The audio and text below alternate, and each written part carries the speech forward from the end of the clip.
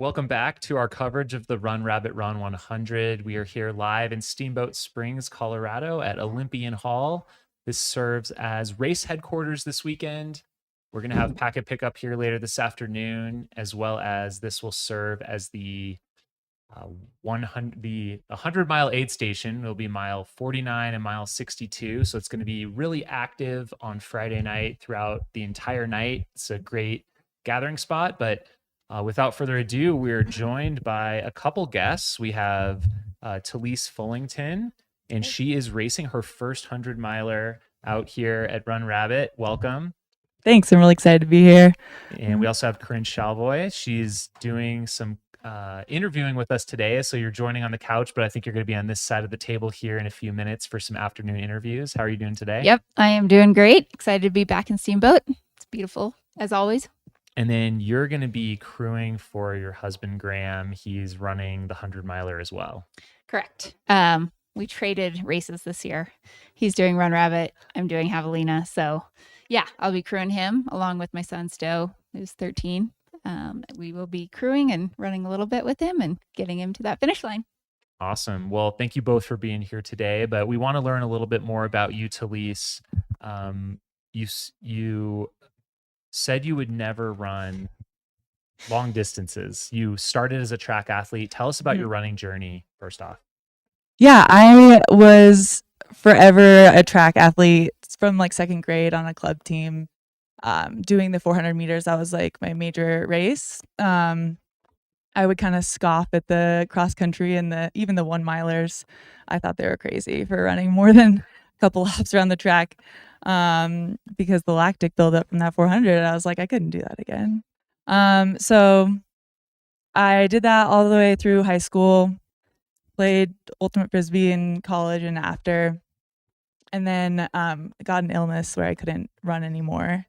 I actually got diagnosed with cancer, ovarian cancer at 26, which was crazy. I was healthy, no family history, and I was an ER nurse, always taking care of sick people, and then suddenly I was the sick person.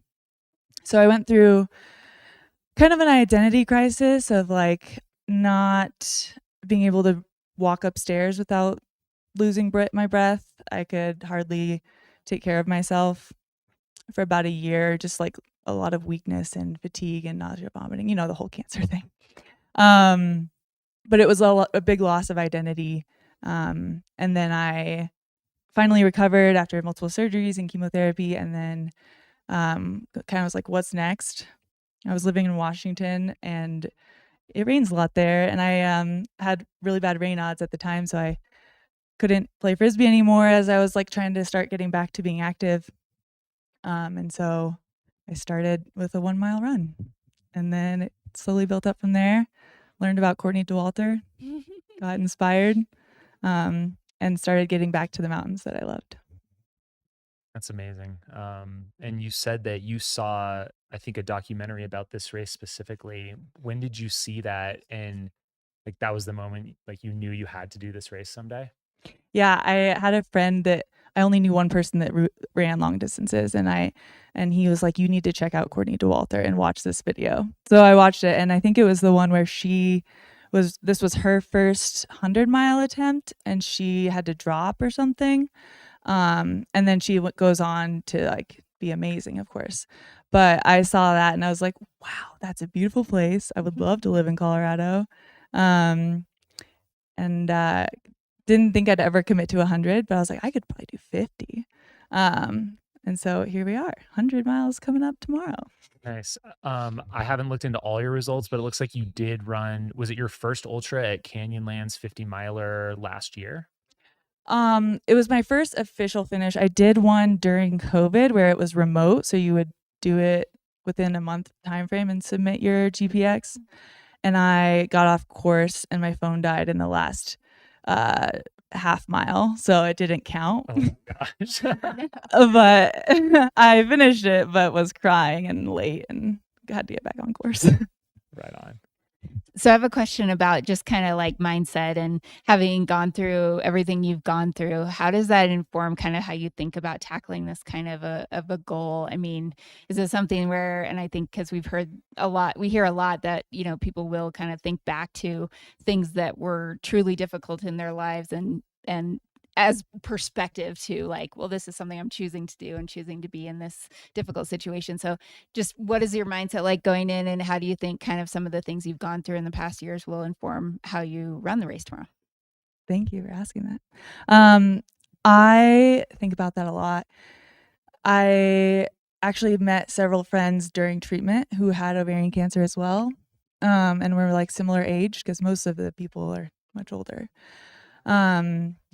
And I found their stories that they would like put on YouTube or on social media as they were going through the process of their treatment, and actually became friends with a few, met someone that was at the same doctor's office as me. Both that I became close to have since passed.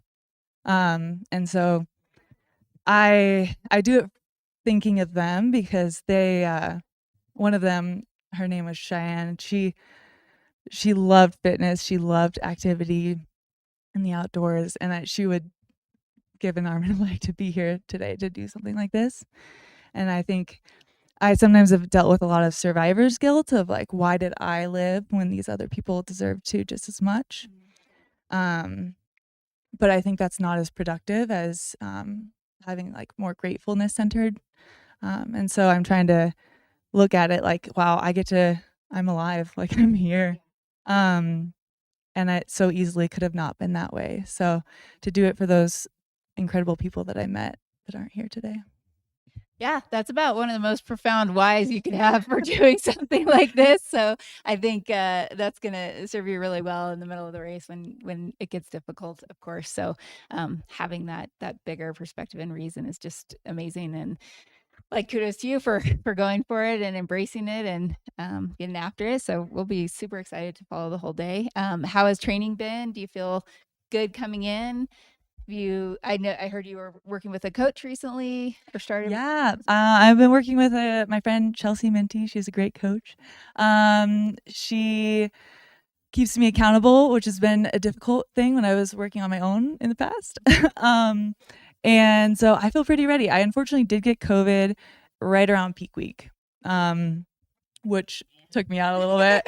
But I was like, well, I'll just rest extra and not get injured. So I'm excited. I feel ready. I'm going to try to do the veteran move, even though I'm not a veteran, of starting slow and keeping like slower than I think I should. Yeah, I think that's a good call. The first 6-7 miles of this course lend itself well to slowing down if you want to. And I think, that's probably a good move going in. What are you most excited about experiencing in your first, because you only get your first 100 once?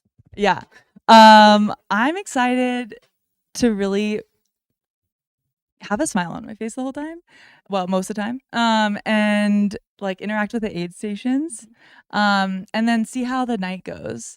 I'm really excited to like change into warm clothes and kind of power through. I work night shift for my job, so I'm hoping that plays a role. I also have narcolepsy, so I'm hoping I don't fall asleep on the course.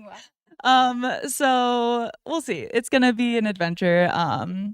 And yeah, we'll see how it goes. Amazing. That's exciting. I think that's like a big factor, having that ability where you're like, your day is the night, especially for this format of this race, like having that afternoon start, that could be a nice advantage. Yeah. And temperatures are looking really good this year. Yeah, I'm excited. Looking somewhat cooler than it's been in the past, and like potentially 0 precipitation. So it might be ideal conditions to take advantage of that night running. Yeah, cool. We're gonna get it. Do you have a support team out here that's going to be crewing you? Talk a little bit about them. Yeah, my parents flew out from Washington, and they're here for the first time exploring Colorado. So that's great. And then my dog, Denali. And then my coach is going to be pacing me the last 30 miles. And my roommate Bree is going to pace me for a few, and my friend Brian. So perfect. Sounds like good crew. Yeah. On course coaching as it goes down. She's gonna be taking notes. So yeah, she's gonna marked me through the aid stations and tell me not to sit and keep going, which is good because I'll get stuck if it was up to me. Yeah. It's easy to get stuck at Olympian. Yeah. Awesome.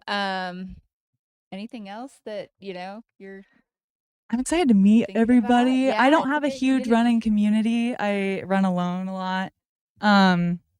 And so just like the race directors, all the people, I'm excited to get a little more connected to the community. Cool. It's a great community, and you're gonna see so many great people. And one thing about this race is you cross, paths with runners a lot, and so there is a ton of like on course camaraderie and just excitement, which it's great all to be the part of. fast people are gonna be around. That's gonna be fun when they pass me in the middle of the night. Yeah, It's gonna be fun. They'll be encouraging. Yeah, inspiring. Cool. That's awesome. Well, best of luck. Thanks for sharing your story with us. We'll definitely be following you throughout the race. So Thank you. yeah, I'm excited. best of luck. Thanks. Good luck. It'll be great.